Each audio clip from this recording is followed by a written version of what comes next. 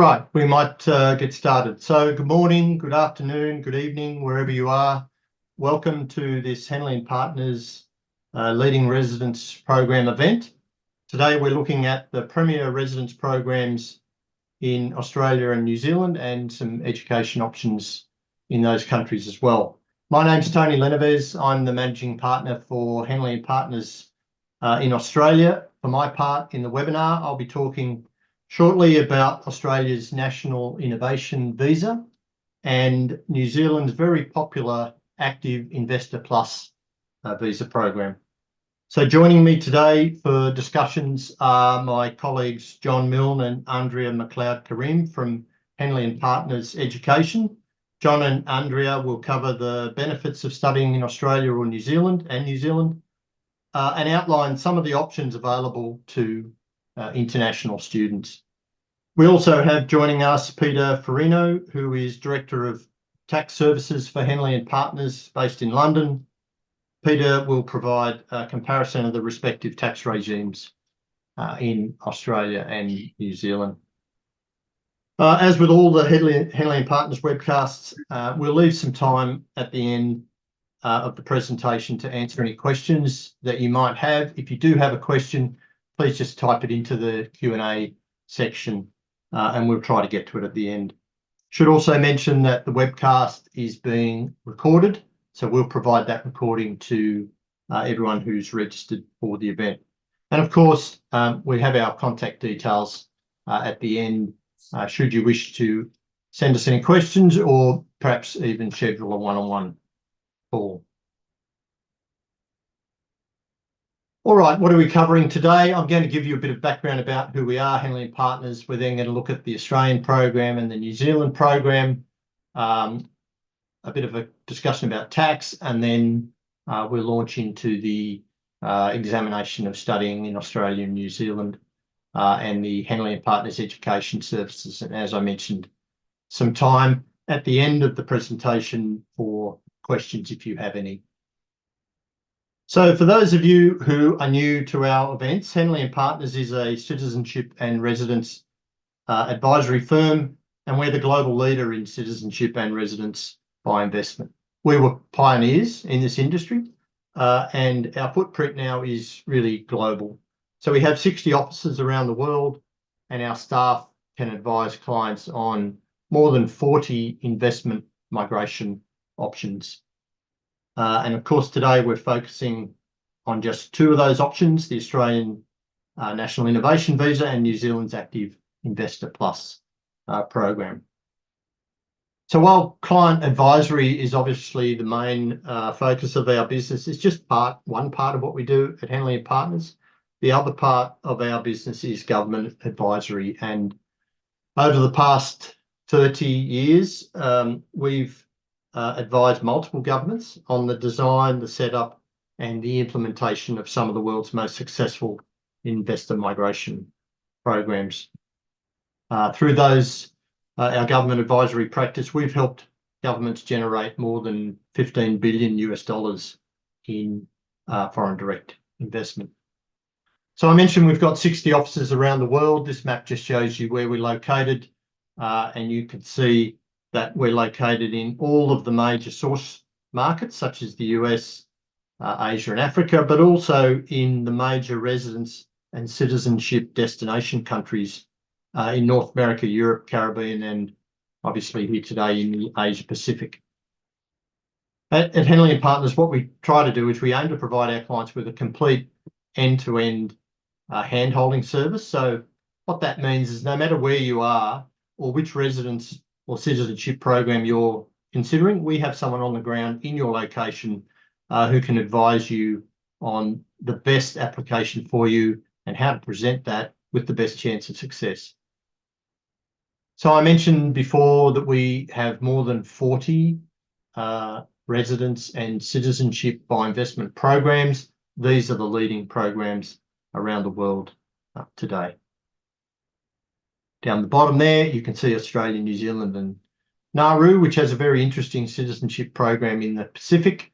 We're not covering that today, but that is a really interesting program if you get a chance to have a look at it. All right, moving right along. We have a lot to cover today, so I'm going to launch into a bit about Australia's National Innovation Visa.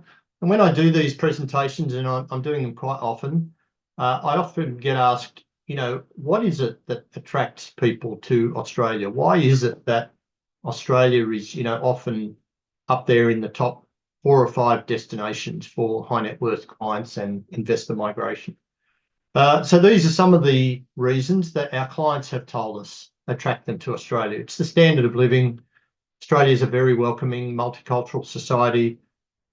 It's very politically, socially, and economically stable, which is very relevant in today's world. We see a lot of clients mention that as a driving factor for them. I think that fourth point there, our education and our healthcare systems, they are major drivers. Education, we find at Henley's, is probably the #1 driver for investor migrants and people looking for an alternative citizenship or residence. And John and Andrew are going to talk to you about that a little bit later on in the presentation. Also in Australia, typically every year there are 3, sometimes 4 of our cities ranked in the top 10 in the Economist's list of world's most livable cities. Where I am in Melbourne often falls into the top 2 or 3, and another reason why people look at Australia. And then finally, this is very relevant to our clients. Australia has no gift tax, no estate taxes, no wealth taxes, no inheritance taxes. A very, very important consideration for our high net worth clients. All right, the Australian National Innovation Visa, what is it? How does it work? It's not an investor visa. That's the first point to make. This is a talent visa. So Australia has a program called National Innovation. It's a permanent visa, permanent residence visa. It's aimed at exceptionally talented migrants from across the world who can come to Australia, help to create jobs and drive productivity in key parts of the Australian economy. It's not an investor visa, so there's no financial contribution. Processing 6 to 12 months. It probably takes closer to 6 months at the moment. It is a popular program. The government gets a lot of applications for it, and so it takes a little bit of time. Some comments there about the Australian passport, where it ranks. Over here, I should say, under key benefits, I mentioned there's no requirement for an investment. There's also no age limit for this program in Australia, but it is more difficult if you are over the age of 55. And the reason for that is 55 is our minimum retirement age in Australia, and the government's really saying this is not a retirement visa. This is for people who want to come and contribute. And so you can still apply over 55, but you need to demonstrate that you would provide exceptional benefits to the country. It goes direct to permanent residence. There's no provisional visa. There's no waiting any period of time. You get a permanent visa at the start. And as I mentioned a couple of times already, this is a really attractive option for people looking for an education outcome for their children. And the reason for that is because it's a permanent visa. And so if you get this visa, your children can study in Australia at our universities and colleges as a domestic student, not an international student. The program was established at the end of 2024. It replaced something called our Global Talent Program. It's designed for emerging leaders with high caliber talent and skills who can make a significant difference to Australia's economic prosperity. The government's identified those 4 groups: global researchers, entrepreneurs, innovative investors, and athletes and creative talent. That's where they're looking. It's an invitation-only program. You need to, first of all, put an expression of interest to the Australian government, tell them about who you are, what your skills are, what your achievements are, and they'll decide whether to invite you to apply. They do look at applications under 4 priority categories. Priority 1 is candidates from any sector who are recipients of top of field awards. And there are a few awards listed, some of the major science awards, statistics awards, mathematics awards, so on. They even list Nobel Prizes. If you happen to have one of those, you're certainly welcome to apply. Priority category 2, and this is where most candidates will fit. This is candidates, again, from any industry sector, but nominated by one of our state or territory governments, or in fact the federal government in Australia. And here at Henleys, we've had a number of clients that have been nominated by one of our state governments. Priority category 3 is candidates in critical technologies, health industries, or renewables and low emission technologies. And then priority category 4 is those other 6 industry sectors: ag, food and ag tech, defence capabilities, space, education, financial services and fintech, infrastructure and transport and resources. So if you're working in one of these areas, or you're an academic involved in research in one of these areas, or you have a business that operates in one of these areas, and you've got outstanding career achievements, well, the Australian government's interested in hearing from you, and we can see whether you might qualify for this program. It really is for high caliber migrants. They do talk about exceptional and outstanding achievements. You know, top of field awards, I mentioned some of them. You know, the government has a list of things that they would prefer that people have received awards in. Recipients of national research grants, if you're working in a country and you've received, you know, a top national research grant, you might be eligible. And then finally, PhDs with really high levels of academic influence or thought leadership in their field. So you can see all along the Australian government's trying to cherry pick for this program. It's really aimed at the top candidates in certain fields. I won't spend too much time on this. I just thought I would expand a little bit on those various sectors in priority categories 2 and 3, sorry, 3 and 4. So critical technologies, you can see there's a list of the things the Australian government's looking for. Some of them pretty obvious: AI technology, cybersecurity, robotics, and so on. Again, if you're involved in those industries, working in them, an academic doing research in these fields, we'd like to hear from you. Again, renewables and low emissions is not surprising. Australia's trying to lead the world in clean technologies. We have a real push here for these sorts of transformative industries. So if you're working in these areas, Australia is really interested in hearing from you. Health industries, this is obviously lots of countries around the world are focusing on this after the events of the last 5 years, I guess, and Australia is no different. So again, if that's your field, we're very keen to hear from you.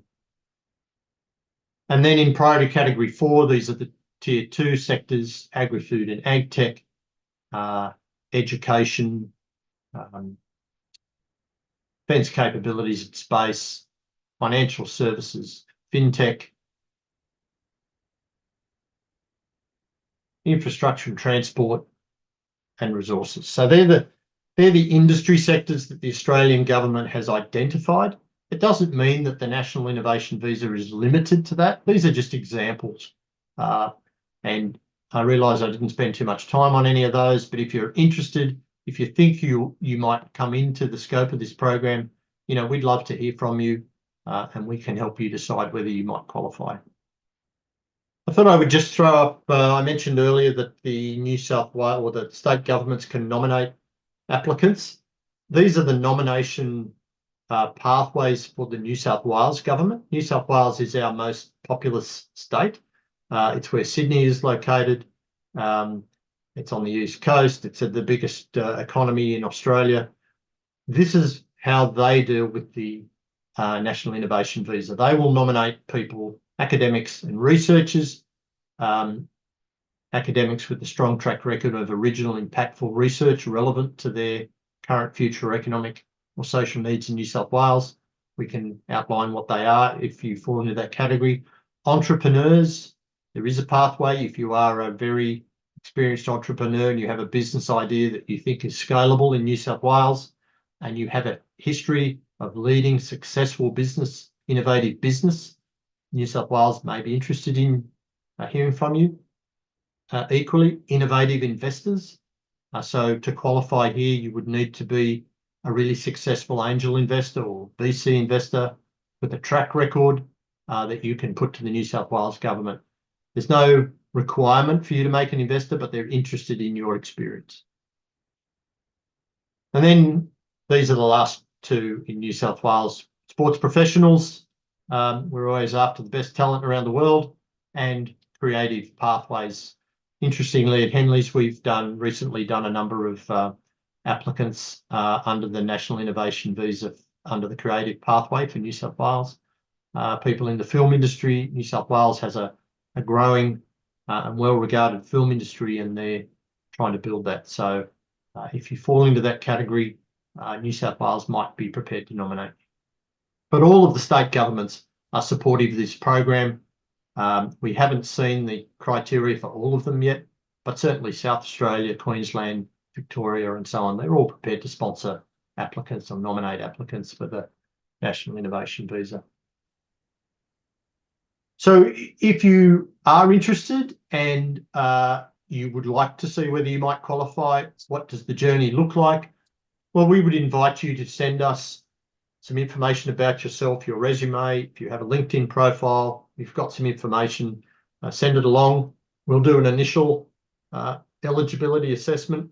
We'll come back and tell you upfront whether we think you will qualify for the program. If you do and you want to go ahead, then we would onboard you to Henley & Partners. We then work with a team of professional resume writers to prepare a new resume for you and an NIV supporting statement. We help to identify an appropriate nominator, prepare an expression of interest. We lodge that. Once you get your invitation, of course, we help you with your application, your visa application, and then your health and character assessments through that process up to approval. Why would you use Henley & Partners? Well, we have dedicated relationship managers here that would help you through the whole process from start to finish to make sure your application has the best chance of success.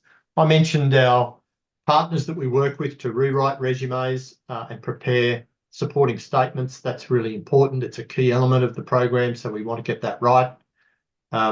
We assist you to find an appropriate nominator. Not a lot of companies will do that, but at Henleys, we do that for you. Hopefully, it will be a state government that brings you into priority category 2, which means you have a much greater chance of getting the application. And then finally, at the end there, you can see Henley's success rate for this program is still 100%. We've not lodged an application that's been refused. The reason for that is we're very selective. We'll tell you at the beginning whether we think you'll qualify for the visa, and if you don't, there's no cost to you, and we won't put the application forward. All right, that's the Australian program. I realise that was all a little bit quick. I am conscious that we've got a lot to cover, so I'm going to keep rolling on and talk about the country just to the east of us, which is wonderful, New Zealand. We've actually got a Kiwi on the call tonight. Andrea's there, so I'm sure she'll hopefully help me out with some of these things. But look, New Zealand is a tremendous country. There are so many benefits. It's got a world-renowned natural environment, a clean and green reputation. I think a lot of people know that. One of the highest levels of renewable energy in the world. The Human Development Index, they rank similar to the UK, Canada, and Europe. It's a small population for the size of the country, smaller than Singapore, Hong Kong, Norway, Finland, and so on. And yet it's a country the size of the UK. Not much smaller than Italy and those other countries. And so, it's not overly populated. Oh, wow, there's a wonderful photo. I think that's probably down near Fox Glacier or somewhere. I can't really tell, but these sort of sceneries are all over New Zealand. Safety and stability, these are some of the other metrics for New Zealand. Ranked second on the Global Democracy Index. one of the safest countries in the world, ranked first from the World Economic Forum for Global Competitiveness in 2019. And, similar to Australia, geographically isolated from a lot of the hotspots in the world today. And that's why we see the New Zealand program, and to a lesser extent the Australian program, so popular at the moment. We are just a long way away from problems in Europe, in the Middle East, and in other parts of the world. A bit more about New Zealand. So you can see the GDP, similar to Japan, Spain, and Israel. They have a very developed market economy, ranked number 1 for ease of doing business in 2020. Very, very low levels of corruption. You can see all of these metrics are very, very positive, and that's why New Zealand is so attractive. And then down the bottom, Peter might mention this, but the beneficial tax system in New Zealand: no gift tax, estate tax, wealth tax, no capital gains tax. We do have capital gains tax in Australia. They don't in New Zealand. And so, quite a good tax structure and very attractive. Nice shot of, what's that, Wellington, I think. Very, very nice. All right, let's talk about the New Zealand program, residence in New Zealand. So the residence program there allows you, if you get the visa, to live, work and study there. There are now some real estate options opening up. It is quite a restrictive real estate market, or it has been, for non-residents, but the government has recently announced that applicants who qualify and get a visa under the Active Investor Plus program will be able to buy residential real estate. We're yet to see the legislation, but that we've been told that's coming at the end of the year. So that's a positive move. The way this visa works, it's a 2-stage visa. You get a resident visa while your investment is in place, and then you get permanent residence at the end of the process, as soon as you meet the minimum residence requirement. And then New Zealand citizenship is also a possibility once you've lived in New Zealand for a certain number of days, 240 days per year for a 5-year period, you're eligible for New Zealand citizenship. So this is a pathway to citizenship. I should mention this is a benefit to both of us. If you hold a New Zealand passport, you can also live in Australia, and it works the other way. Australians can live in New Zealand. So we have something called the Trans-Tasman Agreement that allows that to happen. And the New Zealand passport is very highly ranked on our Henley Passport Index, one of the best passports in the world. So let's talk about the Active Investor Plus visa itself. How does it work? Well, there are 2 categories: the growth category and the balance category. The growth category requires a investment of New Zealand $5 million for 3 years. So 5 million New Zealand dollars at the moment, probably slightly under $3 million US. I haven't looked at the exchange rate, but it'll be something like that. That investment, we'll talk about how you make that investment, but you have to have that in place for 3 years. The balance category, there is a wider range of investments, but it is a 5-year visa, and the amount is $10 million for the balance category. So what can you invest into? So under the growth category, the 5 million, your investment must go into managed funds or directly into a business that's been approved by Invest New Zealand for this program. Those managed funds, the money is at risk a little, so they have to invest into private capital or private equity or to venture capital in New Zealand. But it is a 3-year investment period, and the physical presence requirement is just 21 days over that 3-year period. You can do that. You can spread that out over the 3 years. You can do it in one go if you like. And that only applies to the primary applicant in the visa application. Doesn't apply to the dependents in the application. Alternatively, you have the balance category. So that's a 10 million New Zealand investment.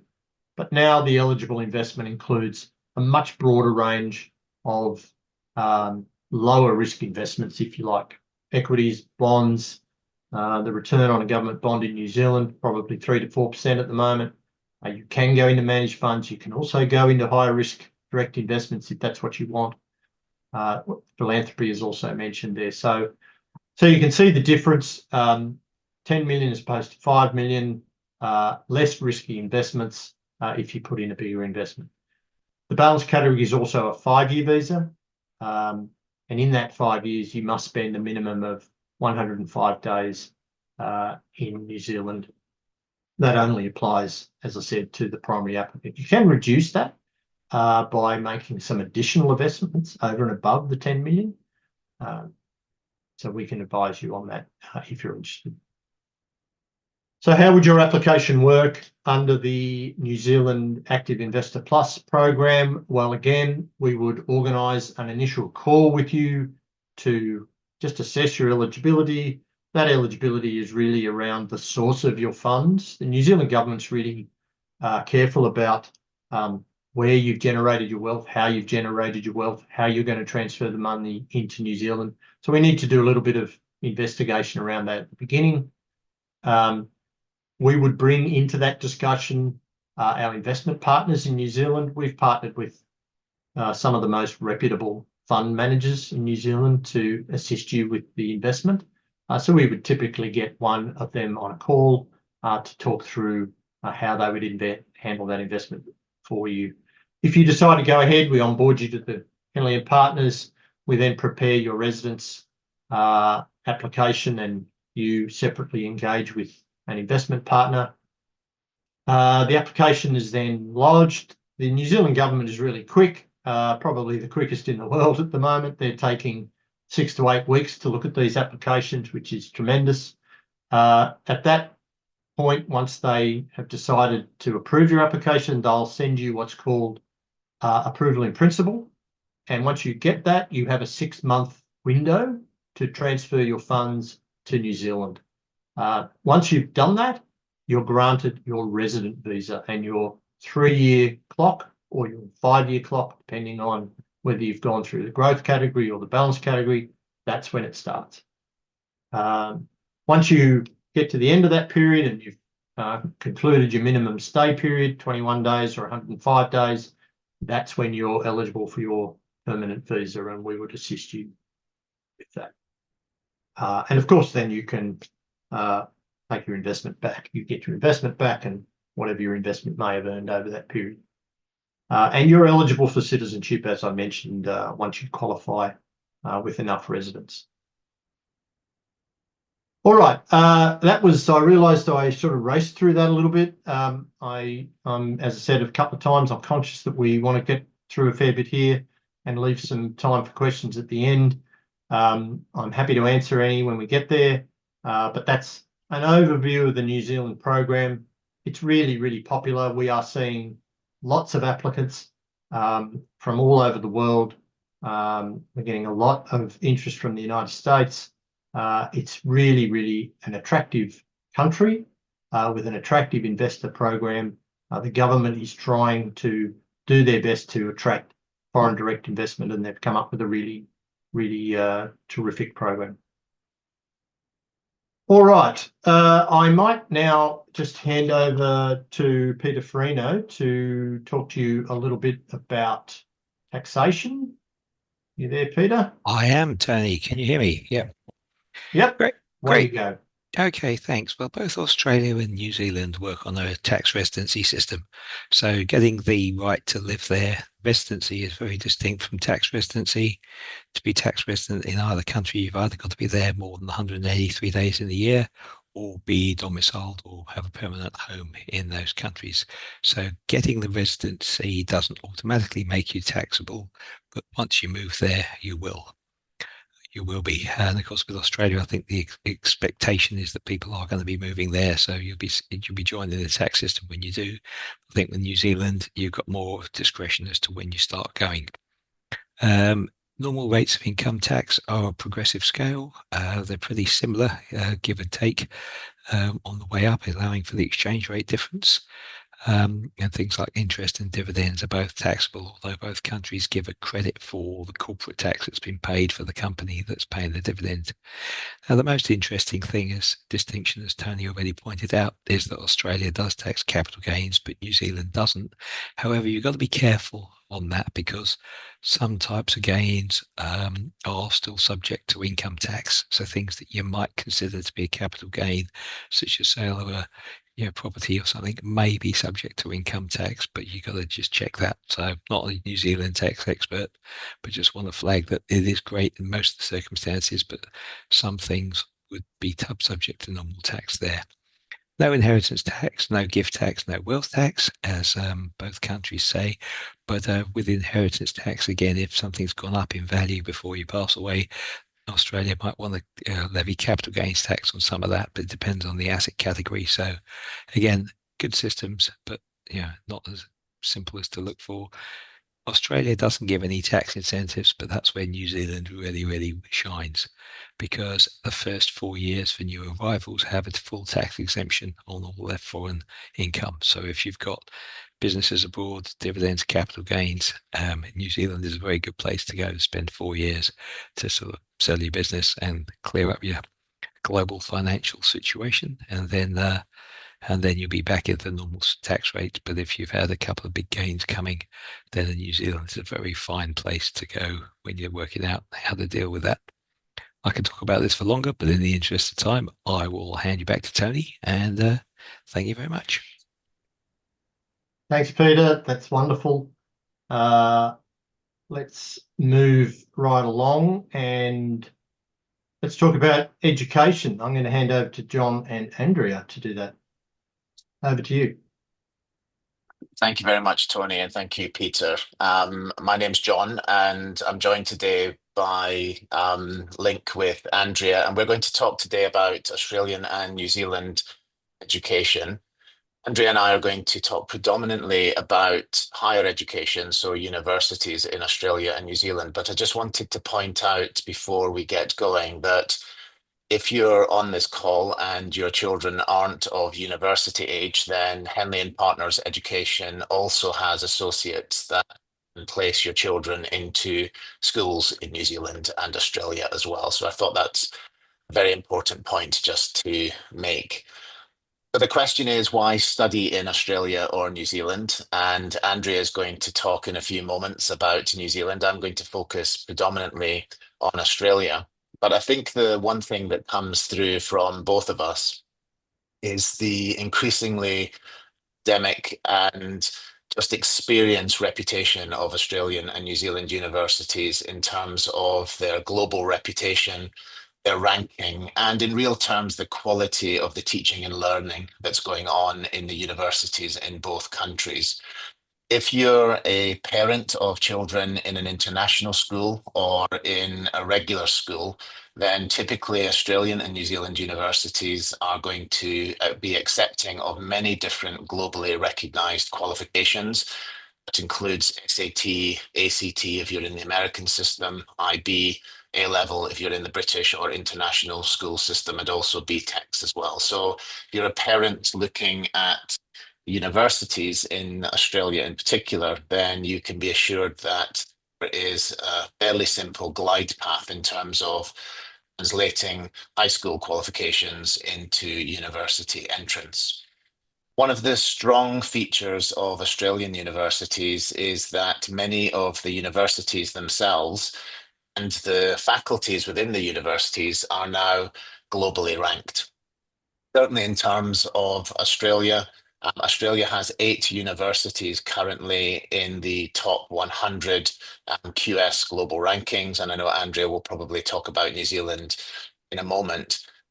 If you drill down into those universities, not only are the universities across the board ranked very highly, across the world, there are certain faculties within that, such as marine biology, engineering, medicine, and sports management, sports science, where universities in Australia are actually ranking number 1, number 2, number 3 in the world, which for some of those faculties might come as a bit of a surprise, particularly when it's sport, where you would think that perhaps the US dominates, actually Australia and certainly New Zealand comes up very highly indeed.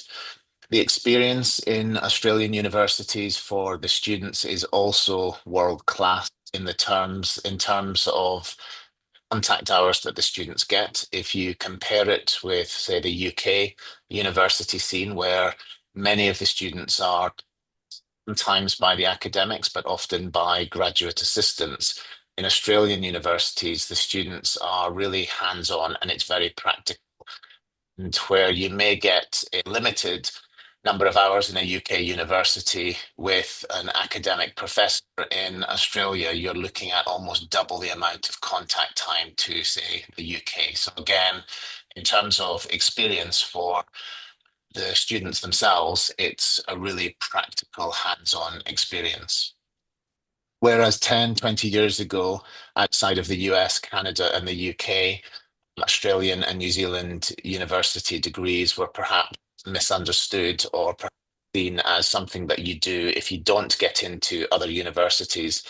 Australian degrees now are recognized globally. So whether you're doing medicine or law or engineering or any other bachelor's degrees, you can be sure that whether you go to Singapore, to Hong Kong, Malaysia, Middle East, Europe, UK, Canada, or the US, then your degree is going to be globally recognized. And in fact, if you do a medicine degree, there are simple ways in which you can convert your Australian qualification to other parts of the world, including the US and the UK as well. So it leaves open that door studying in Australia, but if your child wants to then move on to another country or go back to their host country, then the degree is incredibly highly regarded and recognized, as well as in terms of the undergraduate degree. I think that the Australian experience for students is a wonderful opportunity for many of them to broaden their horizons and to experience a completely different country, a different culture, and to really broaden their horizons. Many of the international students that I meet and that I talk to and their parents, typically if they're coming from the UK or from the US, Europe, have a particular mindset. And I think that the Australian and certainly the New Zealand mindset is wonderful. And if you're looking to put your child into an environment where there is an enormous amount of positivity, huge can-do attitude, and just that entrepreneurial, innovative spirit, then again, you're really giving your child the opportunity within Australia to broaden their horizons, broaden their outlooks, and just open up their eyes to a completely different way of living. And in practical terms, as a result of an Australian degree, you are able to stay on post-study for up to 2 years. So again, there's a very attractive opportunity in studying in Australia alongside applying for any residency or citizenship for your child to be working and gaining any sponsorship that they might need in the short term in order to start their career. Next slide, please, Tony. This is just a very brief slide. The point of this slide is just to prove that we often hear about the top ranked countries and the top ranked universities around the world being predominantly in the US and in the UK. So you hear a lot about Harvard and Yale and Stanford and MIT, and in the UK, Oxford and Cambridge and LSE. In terms of the quality of the universities globally in Australia, one of the best rankings in terms of global rankings is that across 53 different faculties, Australia ranks in the top 100 in every single one of those rankings. And that means that on average, alongside the University of British Columbia, the University of Melbourne and the University of Sydney are ranked number 2 and 3 in terms of average quality of the education and the outcomes of students studying in those universities. So that means that not only are the universities and the courses globally ranked, the academic teaching is of the highest order and of the highest standard. So this slide proves that the quality exists across the board wherever you go to university in Australia. Next slide, please, Tony. When I talk to parents from around the world about studying in a whole range of different countries, these are the top 5 concerns. I'm not going to go through them one by one, but you can probably relate as a parent to many of these. And as Tony has already mentioned about Australia, and I'm sure Andrea will talk about in relation to New Zealand, when we're talking about academic quality and future opportunities, it's world class and it's comparable to many of the other countries that we would imagine have the best universities. Safety and security, again, Tony's touched on that. You cannot go, I don't think, to a more secure and safe country than Australia and or New Zealand. So again, a wonderful environment for your children to study in. One of the biggest concerns that parents have is the well-being of their children or their child, and certainly their mental health. Many students really struggle when it comes to attending university, especially if they're studying overseas. And so we worry as parents that a child isn't going to be left alone. And if they're struggling either socially or emotionally or academically, that they're going to be looked after. And again, from an Australian perspective, the Australian universities pour an incredible amount of resource into ensuring that the welcome, the orientation, and the settling in period, and subsequently the support academically and emotionally for the students is absolutely world class. In terms of cultural adaptation, again, universities are well versed in supporting international students from across the world. In Australia, you're probably in many of the universities looking at about 25 to 30% international students. So universities are well versed in supporting and accommodating students from a range of different cultures, a range of different countries, and a range of different religious backgrounds as well. So again, you can be assured in Australia that your child is going to be incredibly well looked after. They're going to flourish and they're going to have the best springboard possible their initial 3 years of study. Student life, again, many of the universities are located in cities. Some are in more rural locations, but typically universities follow a similar campus style approach to those universities in the US and Canada.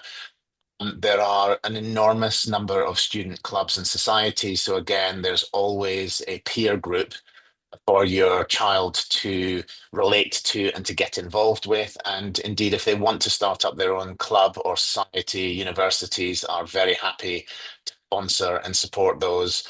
It's really important that they make sure that the students are in order for them to achieve. So again, lots of resource in terms of supporting them. We've talked about the strong well-being and care systems in place, but again, just to reiterate Tony's point, wherever you study in Australia, you're pretty much guaranteed to be close to some of the most beautiful and in some of the most safe environments in the world. Next slide, please, Tony. Thank you. What can you study? Again, for those of you familiar with the American university system and the Canadian American system, Australian degrees are similar in that they are liberal arts degrees. You would focus on a particular major, and you would also have a minor that you would focus upon within Bachelor of Arts, Bachelor of Commerce, Bachelor of Science, Bachelor of Engineering, etc. Again, unlike in the UK, where if you wanted to study law, you would go directly into university and you would start studying. In Australia, there's a much more holistic approach to the education, which doesn't mean that it's a lesser degree. It just means it's very different. And in fact, if you compare it to the US, having done a liberal arts degree myself, I would recommend it for my kind of learning because it allowed me to really focus in what was my passion, but also to develop interest in other sort of commerce, for example. As I mentioned at the beginning, in terms of professional degrees, so whether it's medicine all the way through to law, there is an opportunity to study at some of the best university programs in the world. So again, I was in a meeting this morning with the medical school from the University of Melbourne, #1 in Australia, #12, I think, in the world. So again, incredibly high quality, whatever you are hoping to study, especially from a professional degree perspective. Next slide, please, Tony. When to apply. So if you're an international student, you can apply in your final year of high school. So whether that's grade 12 or year 13, there is the opportunity to apply relatively in a straightforward fashion. And again, as I said, most international qualifications, even if you're in a US high school, will be accepted, especially if you're doing SAT or ACT. But typically the process is relatively painless. There isn't the interview, there isn't the personal statement that you would expect in the UK or indeed in the US. And so again, in terms of seamlessness, it's a wonderful way in which to get an additional place at a university from quite an early stage within your senior year in high school or your final year of. If a student is going to be doing medicine, for example, the application process needs to start slightly earlier, typically in their junior year of high school or in year 12, which is grade 11. And that's because there is a requirement, understandably, for aptitude tests, preparation for interviews themselves, and there's a whole range of other supplementary information. But for most other undergraduate bachelor's degrees, it's relatively straightforward. Next slide, please, Tony. Scholarships, we get asked a lot about scholarships in Australian universities. There are lots of scholarships in Australian universities. Unlike in the US, there are very few, if any, sports scholarships and/or degrees such as medicine, law, engineering, etc. The vast majority of the scholarships that are awarded are based on merit, so that's for academic excellence.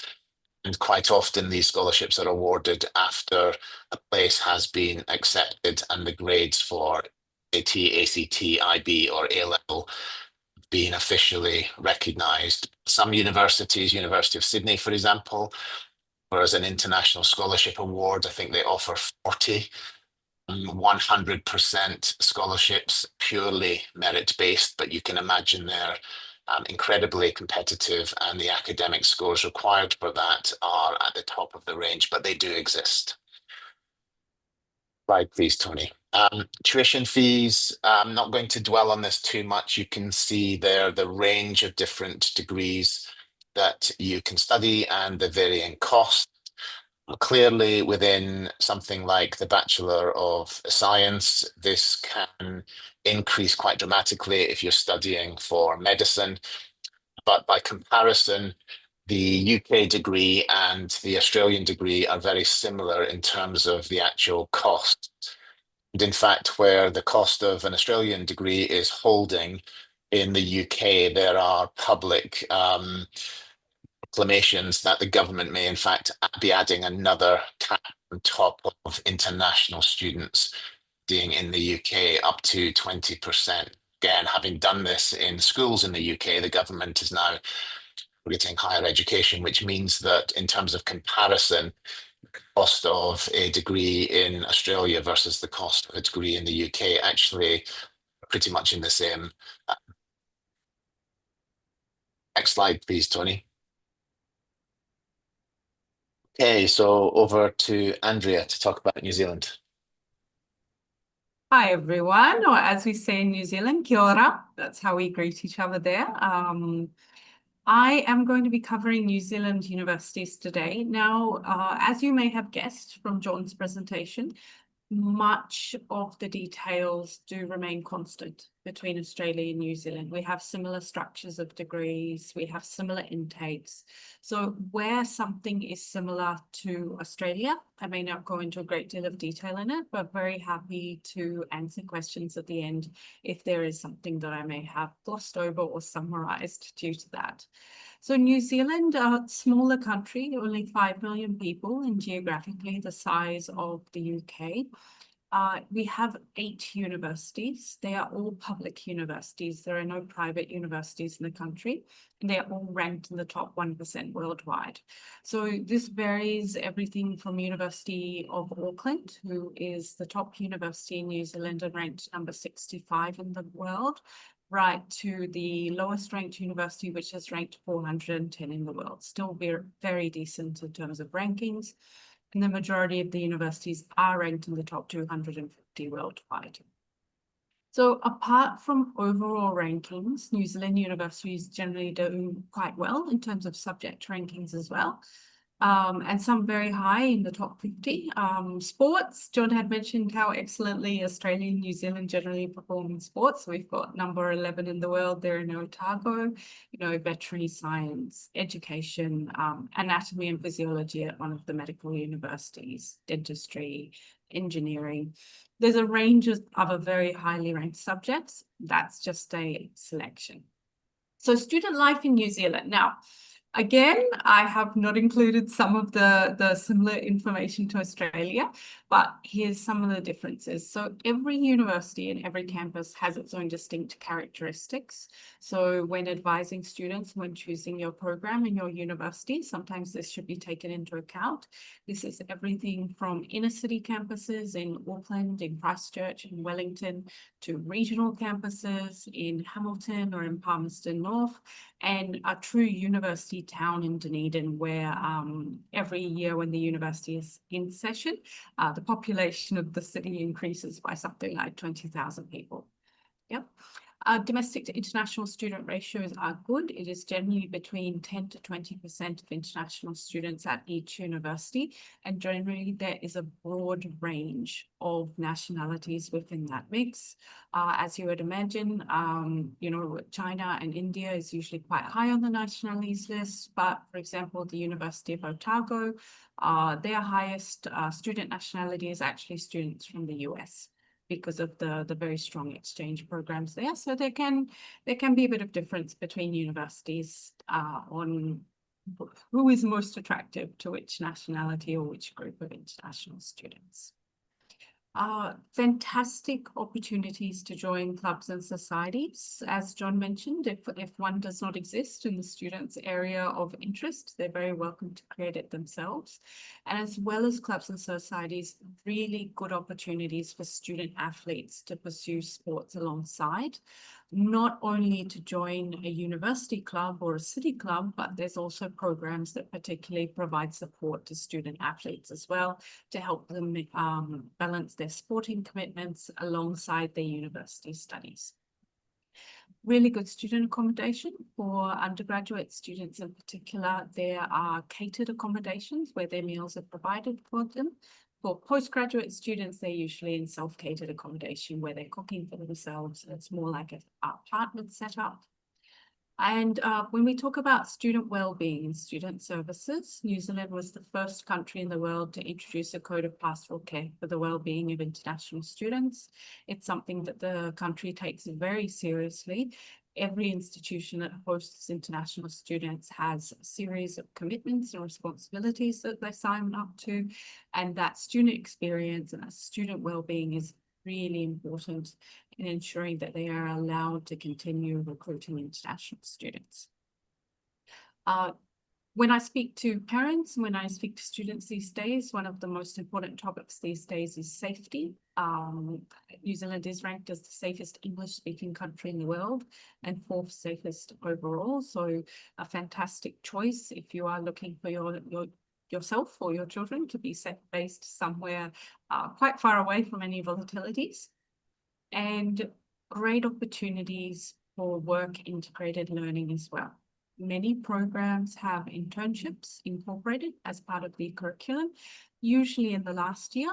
In the terms of engineering, it's in both the second last as well as the last year. And students are welcome to work part-time along their studies as well as full-time in any holidays. Next slide, please. So degree structure, this will be very similar to what John discussed. Actually, degrees are usually 3 years in length. Students can also add an honour year on. So honours is an extra year.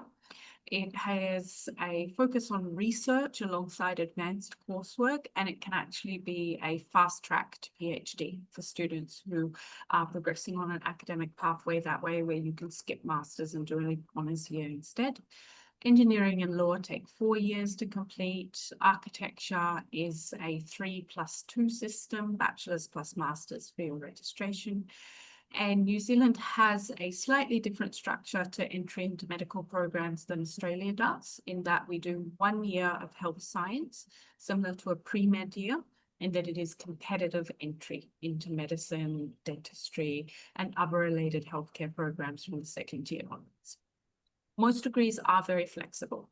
So you can take 2 majors, you can take a major and minors. You can also take majors from different degrees. There are some caveats to that. So for example, somebody doing a Bachelor of Engineering degree would not have a great deal of flexibility in their choice of subjects. Somebody doing a Bachelor of Arts does. Students also have the option to do conjoint degrees, which is 2 degrees at the same time. In most cases, this will take 4 years to complete both the degrees. In some cases, so for example, a Bachelor of Law and a Bachelor of Arts would instead take 5 years. But very flexible system, a lot of opportunity for students to design their degrees and their learning outcomes in exactly the way they wish to. Next slide, please. So entry requirements and dates, again, quite similar to Australia. New Zealand has intakes in both February and July, and some popular degrees, particularly in business, do also have intakes in October, November. Most of the universities will accept predicted scores for unconditional offers for July. So students who are studying in IB or in A levels can start their degrees before they've received their final results. University of Auckland does not allow this because of the higher entry requirements. And in these cases, we would expect that the students have a predicted score which is above the entry requirement. There is limited acceptance of BTECs in the IB Careers Program or the IB Certificate. Usually IB students need to do the full diploma program.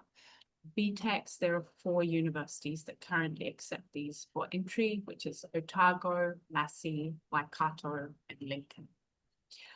Entry requirements are standard across all degrees at all universities except for the University of Auckland. So what this means is that if you are doing the IB diploma, you need to score 24 and you can get into any degree at any university except University of Auckland. If you're doing CBSE, you just need 75% and you can get into any degree at any university. It's kept very standard. Only some programs have special requirements for entry.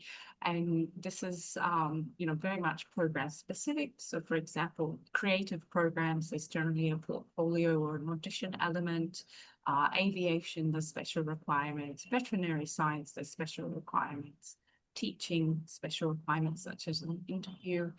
And for medicine, the students will be taking their UCAT exam and their interview in that first year of health science before they progress to the medical studies in the second year. Okay, next slide. So scholarships. 2 universities offer automatic scholarships. This means that all students who receive an offer receive a scholarship for the first year, and that's $15,000. Those 2 universities are University of Otago and Victoria University of Wellington. For the other universities, scholarships are always merit-based. It can vary anywhere between $5,000 to $20,000, depending on the university, depending on the students' academic levels, depending on the program that they're going for. And there can be a difference. Some universities, they will assess on merit, but they will tell you if you have a scholarship at the time you receive the offer. Some universities, you have to get your offer first, and then you apply for your scholarship post that and await the outcome. So variety of processes depending on each university. Entry scholarships are granted for the first year only. So whichever scholarship the student applies for, they should be aware that's only for the first year. If they want to apply for a scholarship for the second or third year, that's a separate process. There is one university that offers a sports-based scholarship, very new. They introduced it this month, actually. So Victoria University of Wellington now has a $10,000 sports-based scholarship. They would be expecting a very high level of sporting participation and sporting achievement in that. They're looking for people who may be at national level or regional level in their sports. Next slide. So tuition fees. Now, keep in mind, when I've quoted the New Zealand dollar here, the value is slightly less than the Australian dollar, so it's slightly less expensive. This is the range of fees that you could expect for each of the degree types. In addition to fees, international students need to show $20,000 of living expenses per year, and just some currency conversions down there to let you know where your local currency, if it's been listed there, might measure up against the New Zealand dollar. Can progress to the next slide. So post-study work rights and pathways to residency. While we are primarily discussing investment pathways on today's call, there are also residence pathways in New Zealand post-study. If a student completes a bachelor's degree or a master's or a PhD in New Zealand, they are eligible for a 3-year post-study work visa. This is granted on the basis of finishing your qualification. You do not need a job offer for that. You do not need to have studied in a particular area like STEM. It's an open work visa, allowing the graduate to work for any employer in New Zealand. And there are then 2 pathways to skilled residency after that. There's Green List, and Green List relates to certain occupations which are in demand in New Zealand. So if you find a job in one of those occupations and your educational qualification meets any requirements, you can apply for residency straight away under the Green List. If you are in a non-Green List occupation, you're applying under the skilled migrant category, and it's a points-based system where you receive some points for your education and some points for your work experience. Very brief explanation. I'm sure Henley and Partners might do other webinars on this topic coming up. We can go to the next page.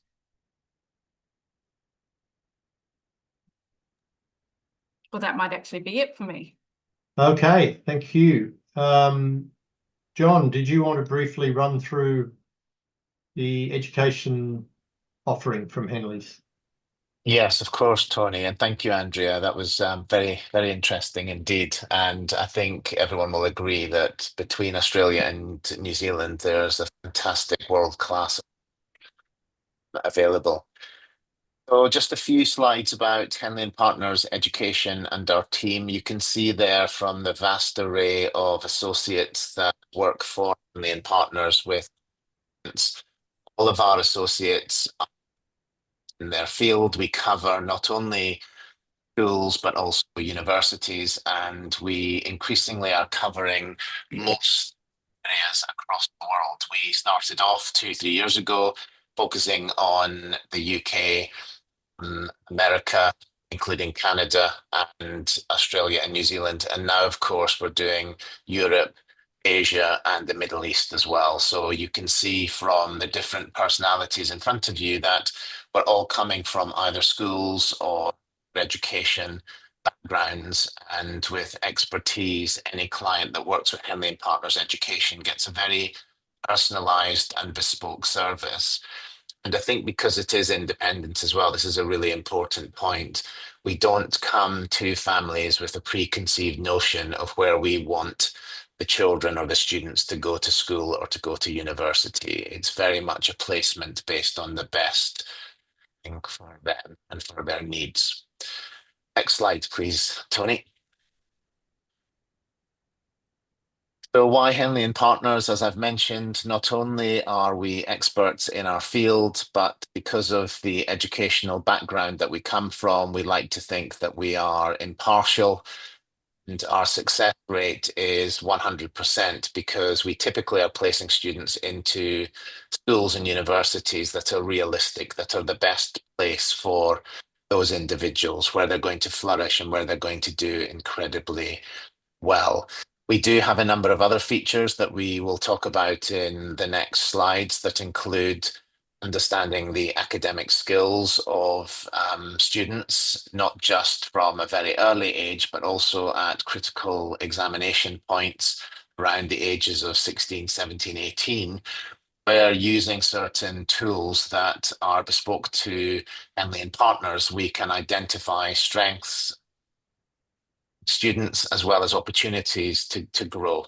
And I think our USP is the fact that we really do tailor the experience for the students to make sure that they're confident, they're realistic, and they are placed into settings that give them the best opportunity to succeed. And that includes many of the universities that Andrea has talked about today, and I've talked about, that are in the top 1% globally, but also in the top 100 internationally as well. And that includes in the US, Europe, and the UK. There are additional services that we offer for Henley and Partners Education, particularly in the SEND space. So if you have a child or a student that perhaps has particular learning difficulties or learning needs, we do find schools and we do find universities that are appropriate for them, as well as advice and guidance around schools and universities admissions. We do, as I mentioned before, have the Henley Academic Profiling Assessment, which is bespoke to Henley and Partners and is an online academic skills assessment that your children can take at home. And it's standardized against UK academic standards, and it produces real standardized data that allows us as experts to have discussions with you and your children and or your students about where they are strong, where there are areas of growth opportunity, and which setting we believe is the best for them. Next slide, please, Tony. So the Henley Academic Profiling Assessment, as I've mentioned, it can be done at home in the comfort of the child's own sitting room.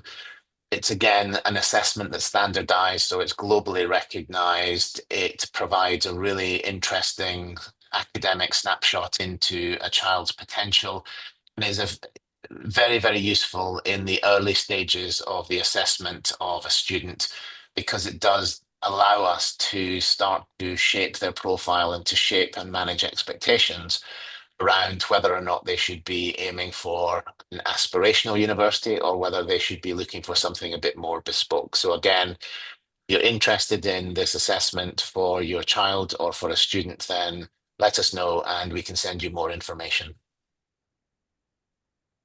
Slide, please, Tony. And finally, we are very bespoke in the sense that we offer our services initially through a 60-minute cost-free consultation, which is in the round. It's an opportunity to meet your child or to meet your family and to have a general discussion around what your aspirations are, what your expectations are, before we would then properly onboard you as a family, and then conduct a series of in-depth discussions and assessments that would allow us to build a profile of your child or your children that would allow us then to place them and put them forward for admissions to the best schools and the best universities, as well as the best settings for them. So again, we really do whatever your needs, families navigate the very complex landscape that exists out there, not just in terms of universities. Additional services that we provide, we do summer schools for students that are thinking about universities in different courses in different countries, and we also offer pre-college counselling, particularly for the US, where preparation can take years in the planning, not least of all because there's a long lead-in time for college applications in the US with personal statements and standardized assessments and often interviews and teacher recommendations, etc. For some of the more competitive universities in the US and also in the UK, the preparation time for interviews and for assessments is critical and really, really important to give your child the best competitive edge that they can have. We also, as I mentioned, do provide family support for children with special educational needs. So if you have a child who is a high functioning autistic child who perhaps is dyslexic, dyscalculic, and dysgraphic, then again, we can provide support, and we can also provide advice around the best and or the best placement for the child. We're seeing a number of parents that are coming out of the US that are looking for either homeschooling or specialist schooling for their elite athlete children. So again, that's something that we can help advise around. The usual concierge services that you would imagine a company like Henley and Partners Education would offer, we can consider on a request. We are really a holistic offering for families looking at the best locations for their children. Thank you, Tony. Thank you, John, and thank you, Andrea. I think that was a wonderful summary of the education opportunities in Australia and New Zealand. We do have a huge number of international students in Australia. It's one of our largest export industries. I'm sure it's very similar in New Zealand. And of course, as I mentioned, education is always a huge motivator and a huge driver for people seeking alternative citizenship or residence under one of those programs. We do have a few questions. I'll get to those in a minute. Just before I do that, I thought I would put up the contact details for Tess, who is the Director of Education Services at Henley and Partners. If you do have any questions at all in relation to any of the services from the education team, including John and Andrea, you can initially shoot that through to Tess and she'll make sure it's dealt with. There are her contact details there. I'll just leave them on the screen for you for a moment before I put my details up. There are a couple of questions. Quickly, I'll run through those.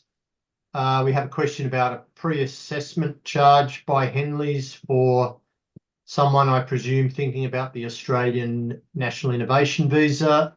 No, we don't charge you for that. If you'd like to contact us, and I'll put my details there in a moment, you can send me through your resume, your LinkedIn profile, any other information that you wish to provide. We can have a look at that and we'll come back to you after a day or two and tell you whether we think you should go ahead with an application for a program. And we'll talk to you then about what that would cost. But the initial assessment, no charge whatsoever.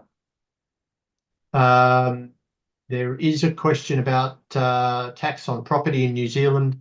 I'm not the right person to ask about that. I've just put there on the screen Peter's contact details. He's had to jump off the call, unfortunately, but I'm sure I can shoot that question through to him, or the person who asked that, you can just drop a quick email to Peter and I'm sure he'll be able to answer that for you very quickly.